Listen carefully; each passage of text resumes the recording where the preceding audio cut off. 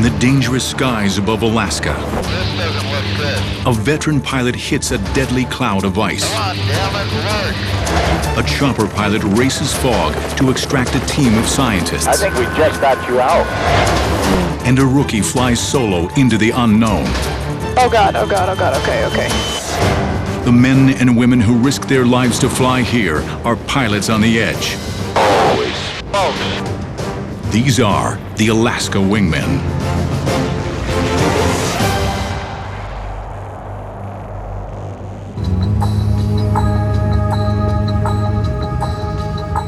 Pilot Steve Hakala flies one of the strangest planes ever built. It's a 1939 amphibious seaplane known as the Grumman Goose. Everything was round back in those days. It seemed like the cars, if you remember the cars back in the 30s and 40s, everything was round and smooth and just beautiful lines. And I just love everything about it. There are less than 50 Gooses still flying, and this is one of the only ones that flies a commercial route. Steve's daily mission is to fly mail, supplies, and passengers from his base in Dutch Harbor to the isolated island of Akutan. There are no ferries, no roads. I mean, we are it. So they're completely 100% reliant on us.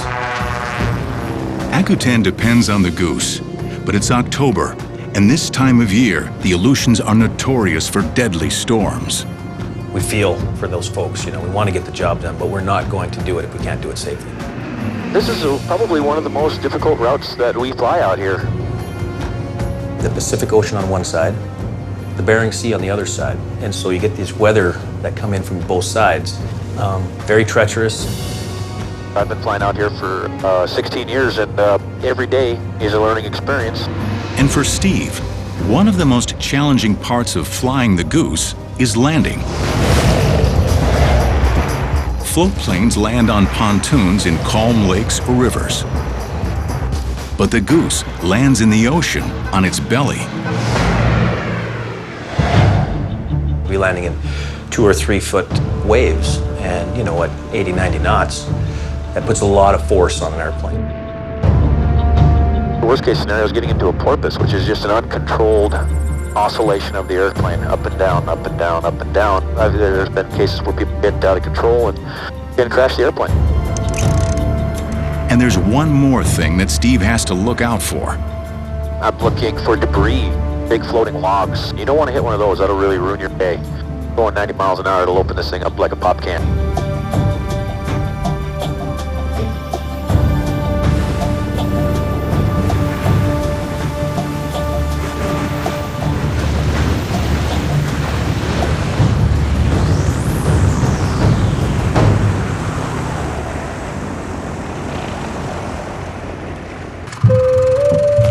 Alice, 700 pounds coming in. Waiting for Steve on Akutan is his Pan Air colleague, Dimitri.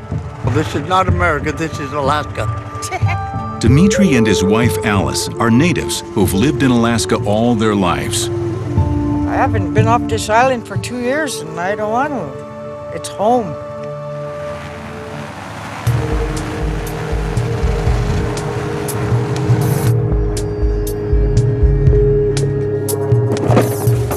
This is it for mail. No one else is gonna bring it. But the Goose also has another job, servicing the island's largest employer, the Trident Seafood Processing Plant. They have 1,000 workers that they employ, and they're just wrapping up a season right now. So they're going to send everybody home for vacation, for the holidays. And most of the employees will need a ride with Steve. The rest of the next trip. For this trip, the Goose is packed. But there's already a group of workers waiting for Steve's return.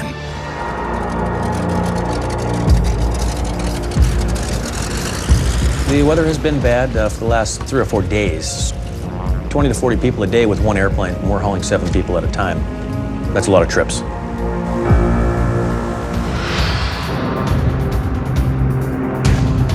As the Goose climbs, he catches a glimpse of bad weather on the horizon. And that spells trouble for the Goose. We fly in VFR conditions only, which is visual flight rules, which means with our eyeballs we have to actually see where we're going. unlike the bigger airplanes that you might fly on, can fly on instruments. Where we go, we have to see where we're going. If the clouds get too thick, Steve's flight back to Dutch Harbor could turn dangerous. The weather conditions here in the Aleutians can just change, literally in minutes.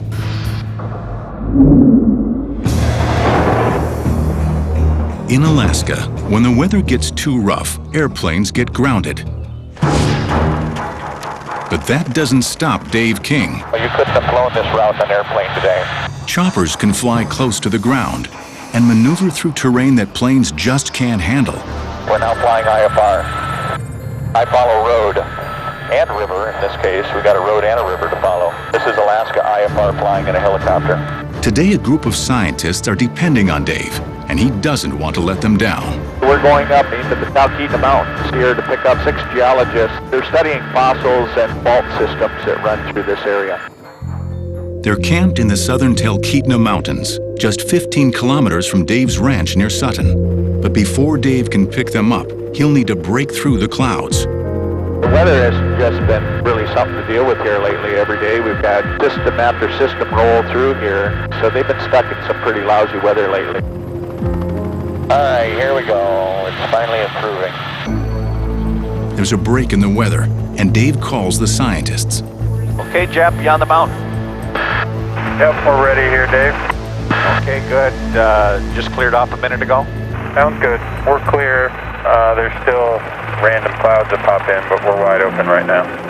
Yeah, Roger, I can see you. Okay, we're on our way. Good. Dave has to move fast before the clouds and fog return. There are 6 geologists and a full load of gear. It'll take him 3 trips to bring everyone home. But that's not the only issue.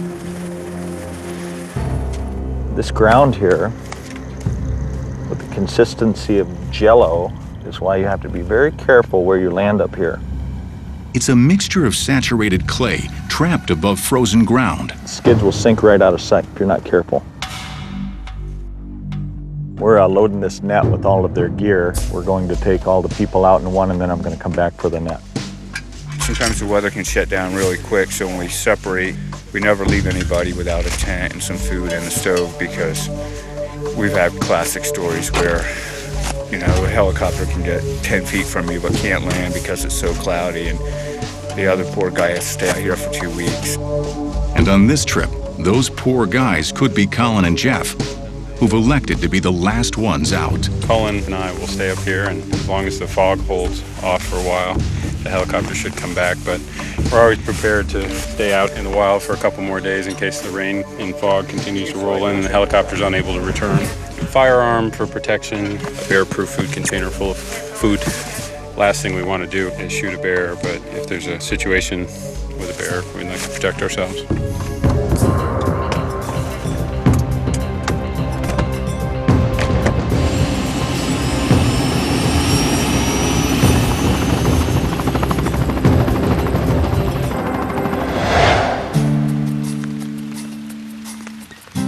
A 100 kilometers south, bad weather has also socked in Anchorage, but veteran pilot Jack Barber has a job to do. I was born and raised here in Alaska. I've been in airplanes since I was 2 years old. Rick Van Nieuwenhuizen and his son Ilya have hired Jack to take them nearly 500 kilometers east to the village of Aniak, a river town known for great salmon fishing. I'm here on my trip with my dad, and we're going to visit the Aniak Lake and raft down for a week. You got everything tied down? I do. Flying in the rain is always risky, but Jack's route will also take him through some of the most dangerous terrain in Alaska. Belts, if we need to get out of here for some reason, the door's in the back. Pick up or down on the latch, you'll open the doors. Okay, we're clear to go, 1-3.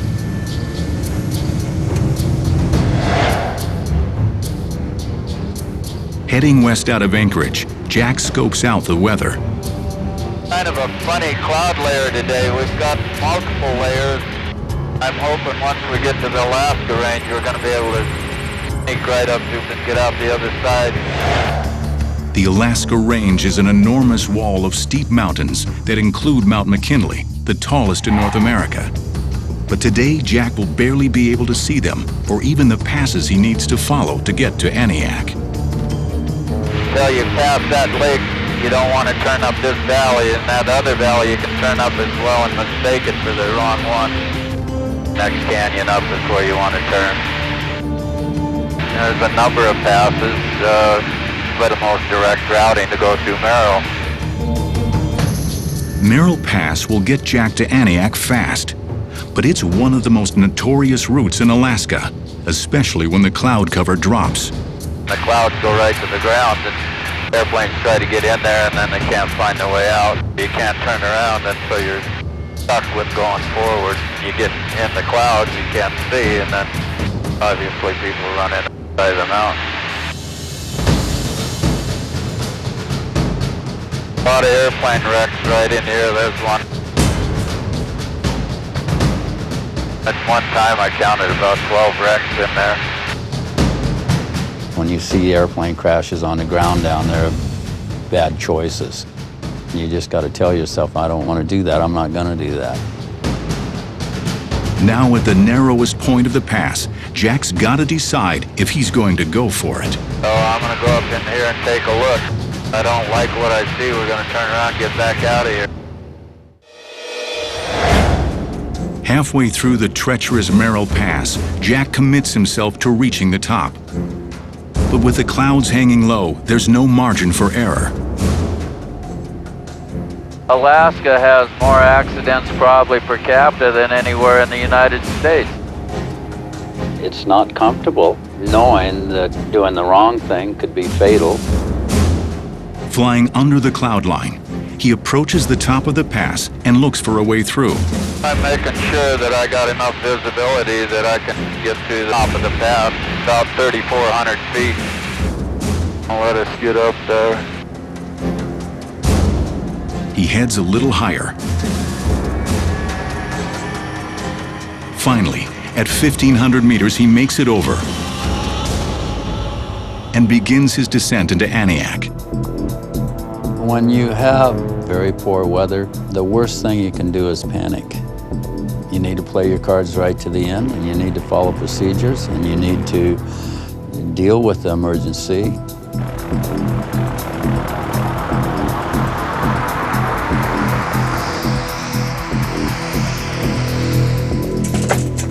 This is a little bumpy, I guess, about half the time, I think. I just want to be careful. This is a great trip, and he's a great pilot. It's good to work with people you trust. 12-year-old Ilya and his dad prepare to head off into the bush. I have a shotgun because you have to have bear safety, and it's very good to be bear aware. But Jack has to get back to Anchorage. I think, Rick, that's it.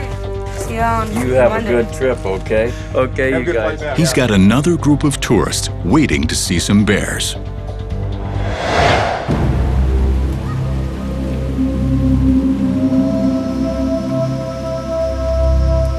Across the Bering Sea, in the middle of the Aleutian Islands, Steve Hakala has made it back to Dutch Harbor.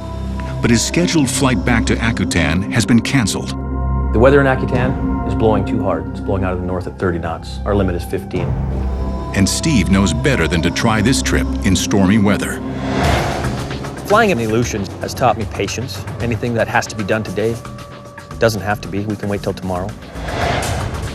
In the last 2 years, there have been 10 crashes with 7 fatalities in the Aleutian Islands alone. There's been a lot of circumstances with airplanes in Alaska where a guy might have tried a flight when the weather was really bad, and the rescue party the next day is out finding them in blue sky sunshine. So, patience. Wait it out. There's no $80 seat fare that's worth risking anybody's life. On Akutan, Dmitri and the other villagers are wondering how long it will be before they are reconnected to the modern world. So that's our forecast here for today. Seas 10 feet in rain. And for tomorrow it has southwest 35 rain. Because of the high winds in here, they wouldn't fly in nothing over 25 here in the harbor. Trident Seafood employee Madonna is especially concerned. I'm praying and hoping that the plane is coming and the weather is going to be good. After After working nearly a year at the plant, she's desperate to head home to the Philippines for a vacation. Excited to see my family, you know, for staying here for 10 months. This is only my vacation, 2 months. Then I want to go home. I want to take a rest. I'm very tired, you know. We just pulled the first string, you know, for the gears. The weather in the Aleutians is very extreme. The longest stretch of time that I recall, I think, was pushing 14 days where we had no planes. Back in the hangar, pilot Steve Hackelin knows that the Goose could be grounded for days. All the passengers that are waiting here are going to be stuck here until Mother Nature allows us to get to Akutan. Deep in the Talkeetna Mountains, Dave King is hoping that he won't get grounded by the stormy weather. He's in the middle of a mission to retrieve a team of geologists from an isolated research site, but a bank of fog is closing in. Weather in Alaska is unpredictable. It's predictably unpredictable. You have to constantly keep watching it, keep checking it, keep waiting for it. Use the opportunities when you have it to go get your work done. Otherwise, you're going to be waiting around. A few miles away, geologists Colin and Jeff wait patiently for Dave's return.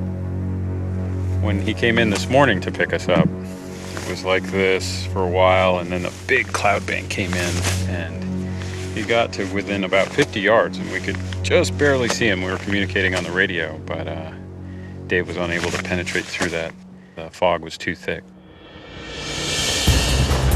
But this time, Dave makes it through.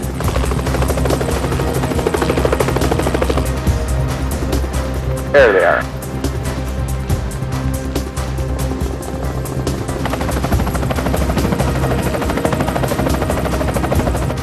Weight limitations will force Dave to take 2 more trips. A load of gear and valuable fossils will go first. A lot of things we do with the helicopter are on the side of being somewhat precarious because it's precision external load work. It's a constant balancing act to try to stay right on top of your load to keep it from swinging, because it can get swinging so hard that it pulls you and you lose your effective lift and you come down pretty hard with the load.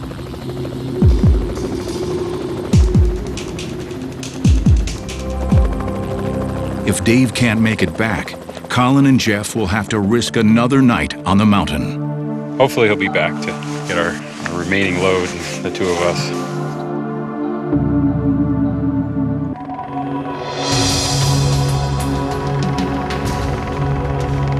After dropping his sling load, Dave King rushes back to pick up the last 2 geologists. The fog's moving back in, but Dave makes it just in time. The fun thing about being a bush pilot is when you arrive to people who have been out for quite a while away from civilization, they're always happy to see you, especially when you can make it in between the weather breaks, and they're always happy. Boy, we almost got you clouded in again. A big band of clouds is coming up the chain right now, real thick cloud. Moving in fast, Jeff. Yeah, these little low ones really moved in pretty quickly. 15 minutes earlier, well, I wouldn't have gotten you all out. No, I mean, it takes a while. Well, thanks for working so fast with us this morning, Dave, to get us out of that fog. Yeah, I think we just got you out. Yeah. Just in time. Back at Dave's ranch, the geologists take a moment to relax and organize the fruits of their labor. Nearly 500 kilos of rock samples and at least 1 remarkable fossil. This is an ammonite. We got it out of Jurassic-aged rock, which is 180 million years ago. This ammonite was an aquatic animal that swam. It was the predator of its day, swimming in the oceans. We found this guy sitting on the hillside, and he just sort of kicked the rock over, and there it was.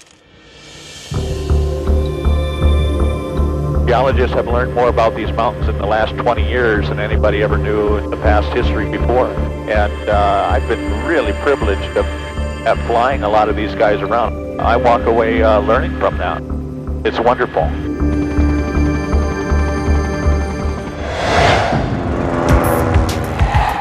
"80 kilometers south near Anchorage, pilot Glenn Morthorpe is warming up his Cessna. Glenn is a Vietnam veteran who's flown all over the world. I started off in the Air Force in Australia, a tour in Vietnam.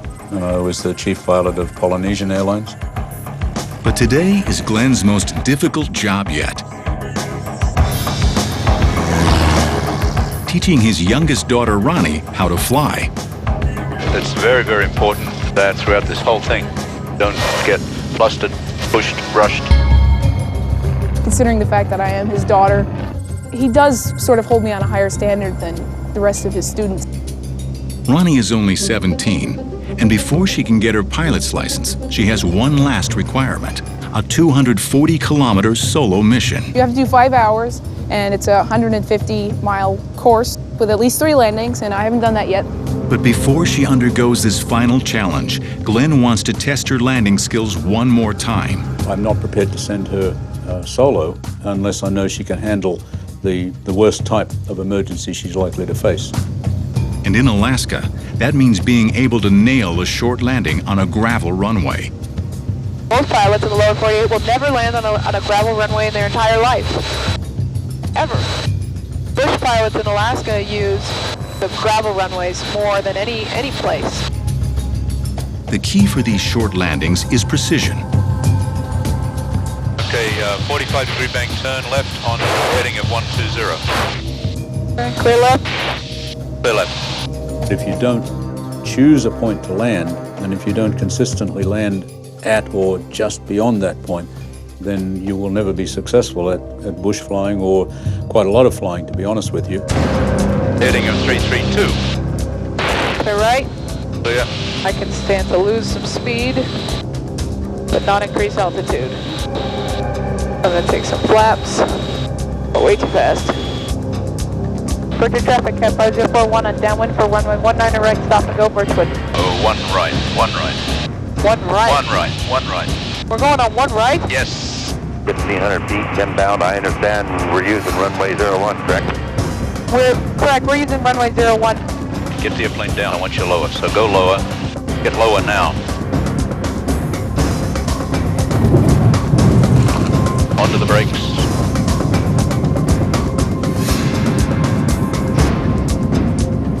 Ronnie misses her landing target by 60 meters. That was disgusting. You came nowhere near landing at the right point. You've got to land in the first 100 feet. If the runway was not long, you would not be able to stop. You were just about to set up for an accident. I sort of let myself get distracted with a radio call and ended up going down 200 feet farther than I was supposed to. Can't afford to make little mistakes like this. What if it's not a real runway? You know, what if it's a sandbar or a beach that you have to land on? And if you don't get the wheels down at the right point, you could lose your airplane. And in Alaska, you get stuck somewhere that you could lose your life as well.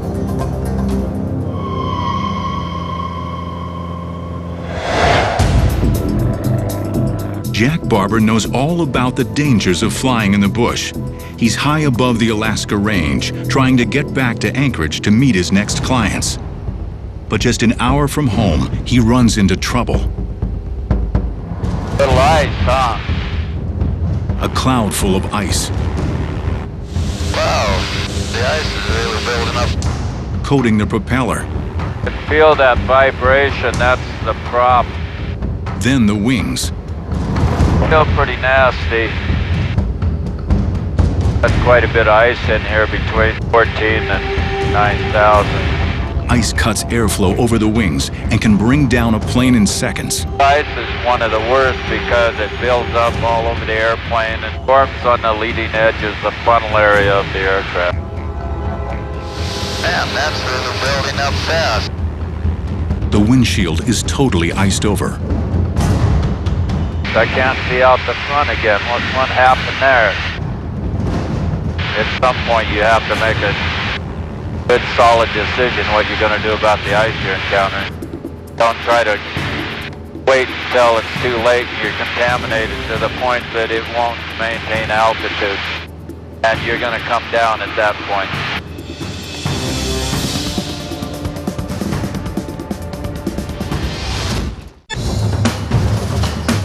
Oh, this doesn't look good.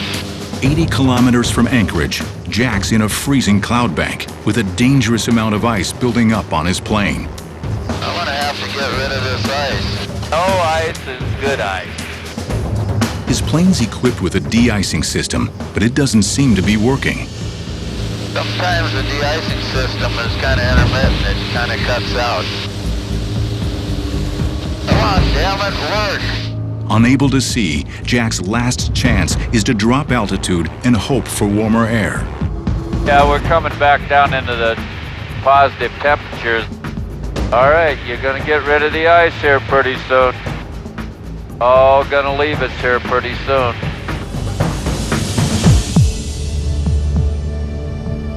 Finally, the ice starts to melt. In a minute, it's just gonna go poof. There goes the wind chill, here it goes. And just as it does, Jack breaks through to blue sky. Ah, that's better. It seemed like it kicked in and started working. When you have in-flight emergencies, you can't panic. That's the only thing I can tell you. And if you fly the airplane till it quits moving, the outcome's going to be better than if you panic and stall it or do something you shouldn't do. Landing at his base in Anchorage, Jack would be happy to call it a day, but he has one final trip to make. A family of locals hoping to see some bears. We're from here. We were born and raised, but our niece and nephew are in town, so we thought we'd take them to go see some bears, and it's a new experience even for Alaskans. Okay, we're clear to go 13 and overfly the approach end at 25 right.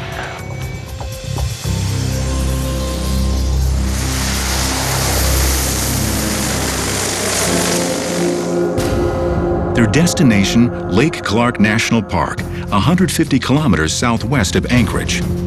A perfect place to watch bears as they roam the beach. There's another bear on the right down here. We're landing on the beach. You'll probably see them down there. We'll circle around, and they're probably, with the tide going out, we're gonna start down. One of the biggest dangers here is the exact wildlife they've come to see. And it's something we watch out for. You need to keep your eyeballs peeled for things coming in on the landing area. It's a common thing. It can be a flock of ducks or moose or bear on the runway. Sometimes as they'll get spooked.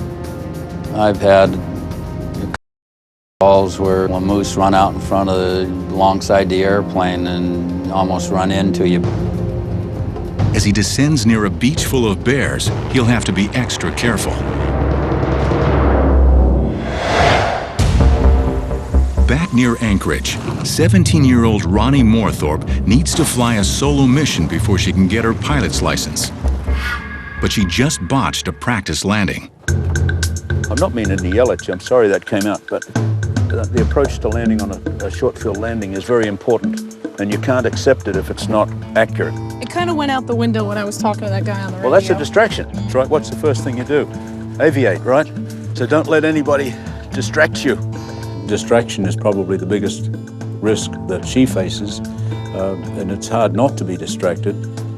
Despite the shaky landing, her father Glenn decides to trust her and let the solo mission begin.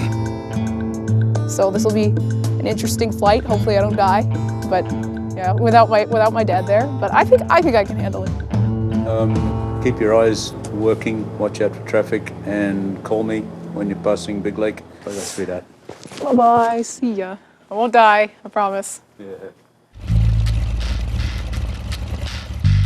Ronnie's 240-kilometer journey will take her from Birchwood through Talkeetna to Big Lake and back. It's a 2-hour mission, and through it all, Glenn will be left to ponder his daughter's fate. We have had a bad record here in Alaska with aviation accidents. It's got to be more than skill and experience that keeps you safe. I think it has to be a state of mind.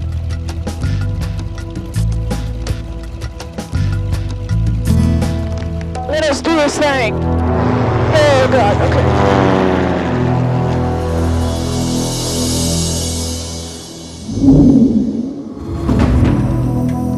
About 300 kilometers east, in Alaska's Wrangell-St. Elias National Park, Paul Claus is warming up his Piper Super Cub.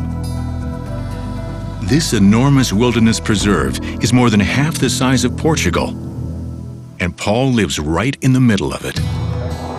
My father got land here prior to this becoming a park.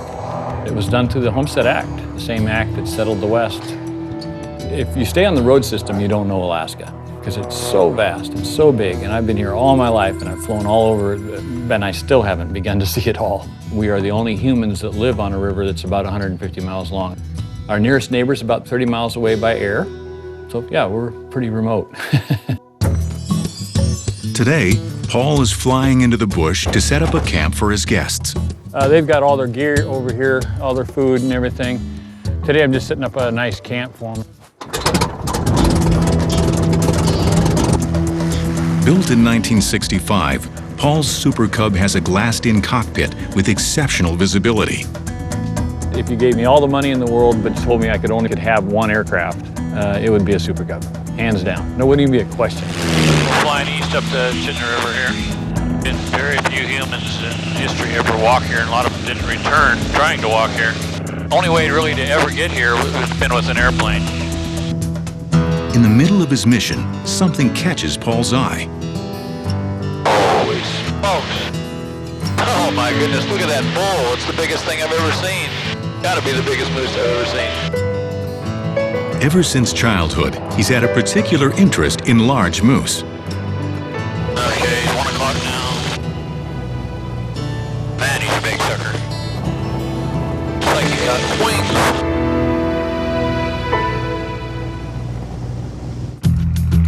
Determined not to let this big bull get away, Paul puts off his mission and decides to land for a closer look.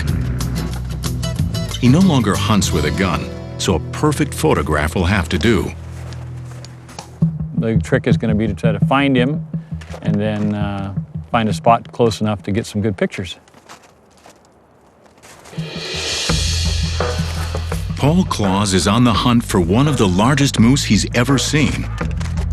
There's no wilderness quite like this. The closest Indians that lived here before white men considered this part of their world haunted, and probably because they tried to come here and didn't get back.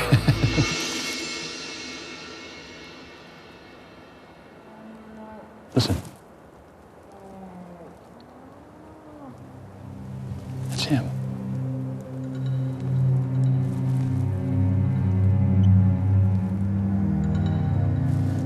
And I can just see the sun shining on his antlers now.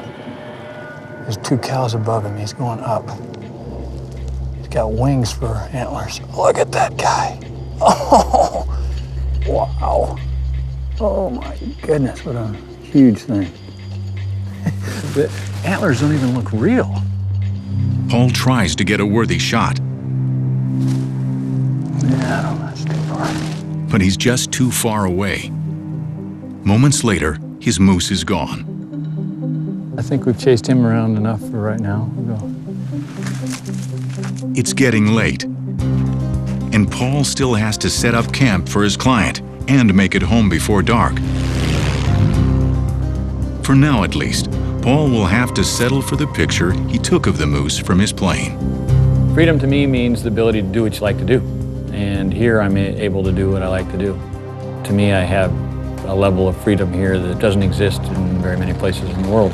Freedom to go places, to see new things. In this park that I live in here, I get to be an explorer. I'm like a modern day Lewis and Clark, you know. And I don't have to suffer as much as they had to suffer. I'm very privileged, very blessed to be able to be here.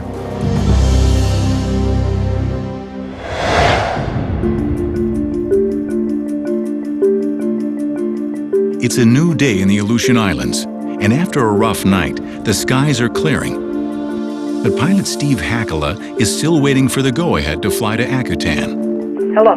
Hey, Dimitri. Jessica. Hey, what's a good word today? Looking good over here this morning. What's it doing over there? Our weather, winds out of the north-northwest, so maybe 5-10 right now. Seas are calm too? Yeah. All right, we should be on time. Okay, we'll talk to you then. Thanks. Looking good for Akutan. Are you going to send us out today, or what are we doing? Yep, you're going out today. Really? My goodness. The Goose is no longer grounded. Here we go. But while it's clear in Dutch Harbor and Akutan, Steve can't be sure of what's in between. I have had many times where I've taken off out of here and have to turn around and come back because I run into that wall of weather. You need to concentrate, you can't get complacent, and you need to focus on the tasks that you have and make a smart decision whether you should go or not. But today, the pass is clear, and Steve can see his target. I've leveled off at about 600 feet for now. We've got a pretty good headwind. Below, Madonna and the other passengers gather on the ramp. When I see the plane is coming, yeah, I'm very, very excited. I'm excited to see my family. We'll say goodbye to Madonna. Yeah, say goodbye. Bye. Bye. You're a hug. Hey, I'm leaving.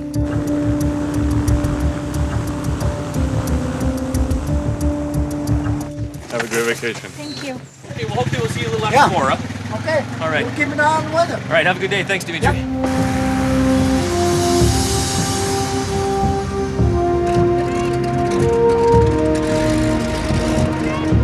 I did my good deed for the day. What do you mean? Huh? The plane was here, everybody got out, and, yeah. Now I go have lunch.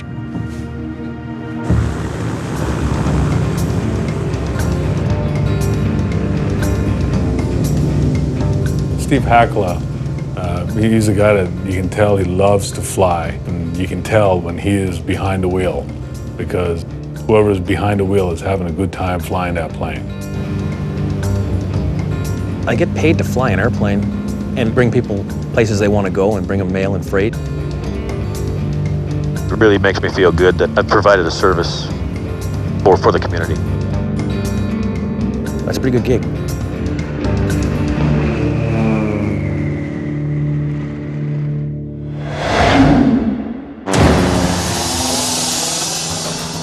Back on the mainland, student pilot Ronnie has begun her 240-kilometer solo flight test. Cap 5041, this is Sourdough 7611, have you read?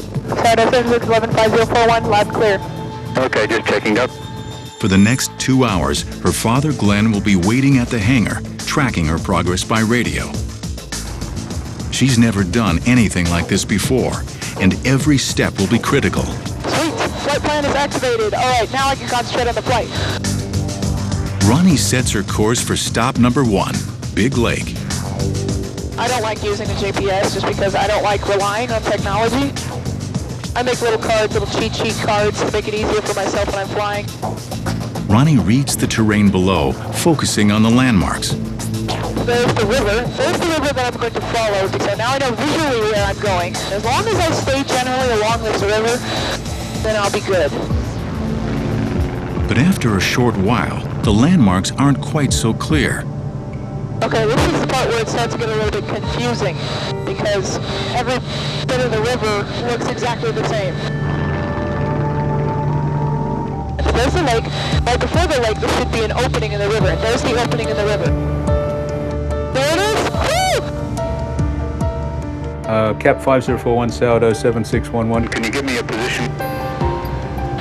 7611, 5041, about 5 miles to the north of Big Lake. 7611, thank you. She's north of the airport, so she's probably about there. She'll be coming into the airport at Big Lake, and she should be landing there in a couple of minutes. I'm coming up on Big Lake. Now, Big Lake is a gravel runway. There's no pavement, and Big Lake's runway is shorter than usual. It's a very tiny runway. So this is going to be a challenge for me to see if I can pull this off.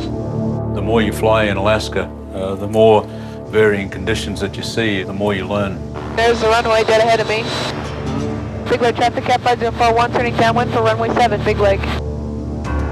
Big Lake traffic, that's the 205, with the wind zone up there. As she makes her final approach, a strong wind throws her plane off balance. It's getting a little bit bumpy. Got a little bit of turbulence here. The little Cessna is getting jarred. Boy, it really is windy out here. Wow, got some bumps. And suddenly, something is going wrong. Oh God, oh God, oh God, okay.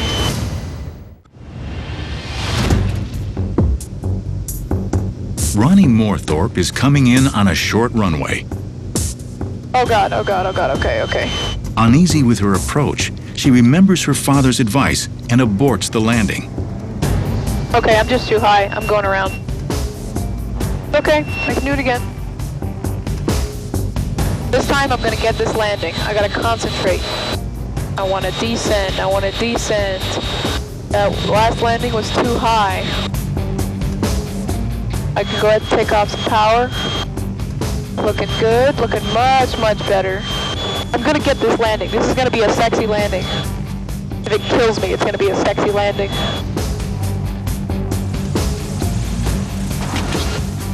That was a beautiful landing, woohoo! Back at Birchwood Airport, Ronnie's father waits for news. Checking 1, 2, 3. Wrong clear. Thanks, ma'am. Now Ronnie's off on the last part of her journey. I would hate to fly all that way and then die on the last leg. That would not be fun. I don't think my dad would like that very much either. When Veronica gets in, she'll probably be patting herself on the back and saying, gee, I did a good job, and my answer will be, okay, we got to get ready for the next one.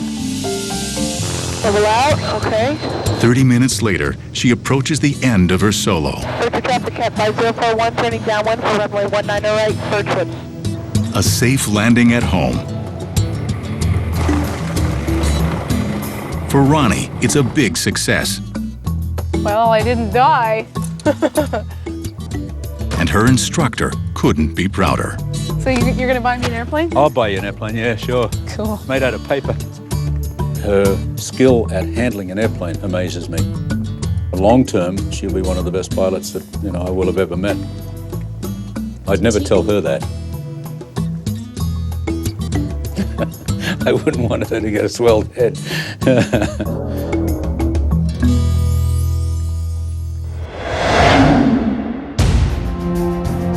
High above Cheetna Bay, Jack is hoping to treat a family to some bear watching. But first, he has to land without hitting wildlife. His mechanic had a friend whose plane was destroyed by a bear. The bear came running out of the across the beach while it was on his landing pole and run into the horizontal on it, for the tail off of it. Bear got up and run off.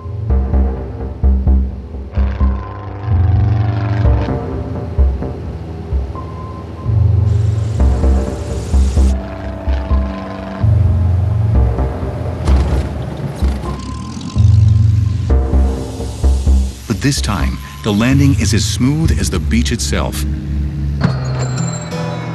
And almost immediately, they get a close-up look at what they came to see. Bears roaming freely, completely undisturbed by their presence.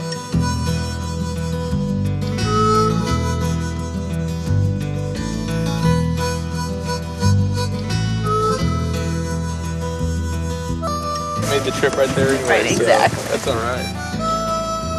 The family heads down the shore, and Alaska opens up before them. They're pretty amazing.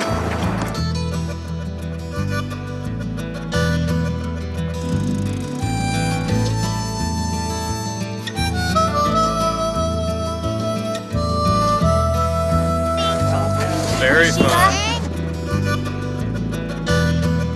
After an hour of bear watching, it's time for Jack to bring the group back to Anchorage.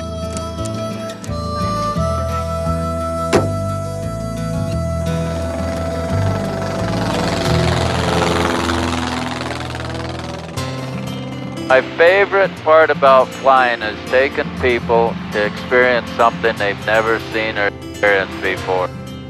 Here comes a sow and her two little cubs that were, I don't know, they were just little. And we all stood in a group, and pretty soon here the sow brought them right up within 10, 15 feet of us, and everybody, they're just standing there. They don't want to know what to do. And it's pretty exciting. This is the best damn job in the world. It's pretty awesome.